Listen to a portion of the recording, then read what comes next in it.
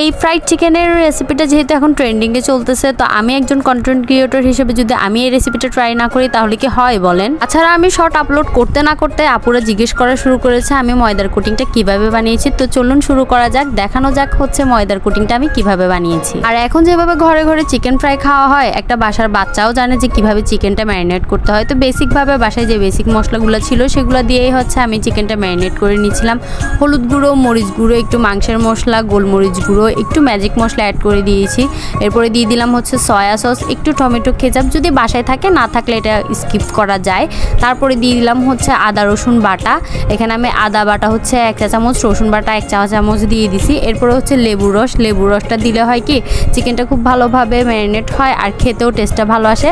আর যখন ভাজার পরে কিন্তু এটার গায়ে একটা জুসিনেস থাকে, তাই মাংসটা ম্যারিনেটের সময় অবশ্যই চেষ্টা করবেন হচ্ছে লেবুর রসটা দেওয়ার। এরপরে হচ্ছে খুব ভালোভাবে প্রত্যেকটা মাংসের গায়ে হচ্ছে মশলা মাখিয়ে নিব। আর হ্যাঁ, এটাকে হচ্ছে আমি 1-1.5 ঘন্টা রেস্টে রাখবো, না রাখলেও সমস্যা নাই, 30 মিনিট হচ্ছে রেস্টে থাকলেই চলবে। আর আমি যেই ময়দার কোটিংটা বানাবো সেটা বানাতে এটা অনেকক্ষণ যাবত ম্যারিনেট হয়েই যাবে। এবার হচ্ছে যে কোটিংটা আমি করব সেটার জন্য এখানে আমি ময়দা নিয়ে নিয়েছি। আপনারা হচ্ছে মাংসের পরিমাণ অনুযায়ী ময়দা নিয়ে নেবেন, যার কম বেশি লাগতেই পারে। আমি আর ময়দার পরিমাণটা বললাম না। অল্প একটু হচ্ছে দিয়ে দিলাম ম্যাগি মশলা, একটু হলুদ গুঁড়ো, একটু মরিচ গুঁড়ো, সামান্য লবণ, আর অল্প একটু দিয়ে দিব গোলমরিচের গুঁড়া। এবার এই শুকনো উপকরণগুলোকে ভালো করে মিক্সড করে নিতে হবে। আর আমি লবণ বলেছি কিনা জানি না, একটু লবণও দিয়ে দিতে হবে সামান্য পরিমাণ। এবার মিক্সড করে নিয়ে এরপরে যেটা করব সেটা হচ্ছে নর্মাল টেম্পারেচারের পানি, এখানে অল্প অল্প করে পানি দিব। আর হচ্ছে হাতের সাহায্যে ঠিক এইভাবেই হচ্ছে মাখিয়ে নিব আর ছাড়িয়ে নিব হচ্ছে ময়দাগুলোকে।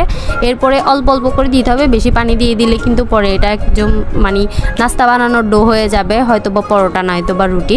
তো এইভাবে অল্প অল্প করে পানি দিয়ে এভাবে হাত দিয়ে ঝুড়ো করে এরপর একটা ছাঁকনির সাহায্যে হচ্ছে এই কোটিংগুলোকে, ময়দার কোটিংগুলোকে হচ্ছে ছেঁকে বের করে নিতে হবে। গুঁড়োগুলো আলাদা হয়ে যাবে আর আমরা হচ্ছে পানি দিয়ে যেটা কোটিং করেছি সেটা আলাদা হয়ে যাবে।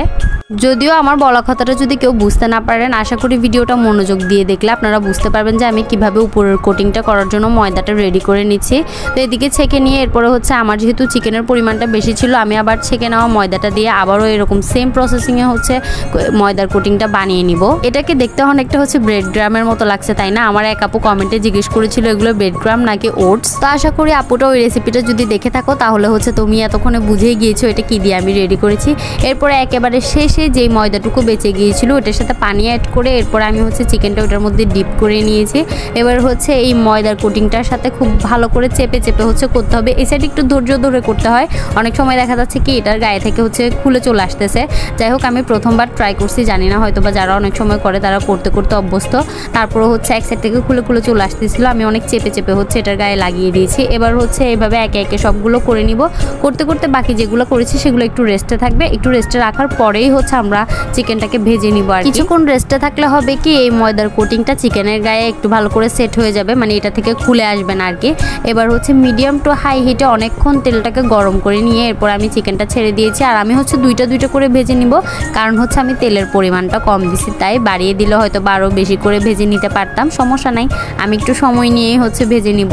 তো এখানে হচ্ছে আমি প্রথমে দুইটা দিয়ে দিয়েছি। এক পিঠ হচ্ছে গোল্ডেন ব্রাউন হয়ে আসলে এরপরেই হচ্ছে উল্টাবো, বারবার নাড়াচাড়া করতে যাব না, তাহলে হবে কি কোটিংটা হচ্ছে চিকেনের গায়ে থেকে খুলে চলে আসবে। বরঞ্চ আমি একটা চামচ দিয়ে, মানে আপনারা একটা চামচ দিয়ে হচ্ছে তেলটা উপরের দিকে দিয়ে দিবেন, মানে বারবার নাড়াচাড়া করতে যাবেন না আর কি। তো প্রথম ব্যাচের চিকেনগুলো কত সুন্দর একটা কালার নিয়ে ভাজা হয়ে গেছে বলেন তো। এবার হচ্ছে আমি বাকিগুলো এভাবেই সেম প্রসেসে ভেজে নিব। আমি দুইটা করে দিচ্ছি, আর আমি কিন্তু বারবার বলতেছি বারবার নাড়াচাড়া করলে কোটিংটা খুলে যাবে, বরঞ্চ নাড়াচাড়া না করে এরকম একটা চামচের সাহায্যে হচ্ছে এটার গায়ে তেলটা দিয়ে দিব, তাহলে চিকেনটা ভাজাও হবে আর উপরের কোটিংটাও খুলে আসবে না, সুন্দর করে হচ্ছে ভেজে নেওয়া হবে। আর দেখতে এটার লুকটা যে কতটুকু সুন্দর লাগতেছে, তাই না? এই যে এখানে আমার প্রায় অনেকগুলাই ভেজে নেওয়া হয়ে গেছে, আর দেখতে কেমন লাগতেছে অবশ্যই জানাবেন। খেতে কিন্তু মাশাআল্লাহ ভালোই হয়েছে। আর হ্যাঁ, আমার আপু ভাইয়েরা হয়তো বা আমার সাথে অনেক রাগ করে আছে, আমি মাঝে মাঝে গায়েব হয়ে যাই এরপরে ভিডিও আপলোড দিই, তাই। কিন্তু হ্যাঁ, অনেকদিন পরে যেহেতু আজকে ভিডিও আপলোড দিয়েছি, প্লিজ লাইক, কমেন্ট এবং শেয়ার করে দিবেন। পরবর্তী ভিডিওর জন্য সবাই পাশে থাকবেন, সবাই ভালো থাকবেন, সুস্থ থাকবেন। আল্লাহ হাফেজ। আর প্লিজ আপু ভাইয়েরা যদি ভালো লেগে থাকে অবশ্যই বেশি শেয়ার করে দিবা।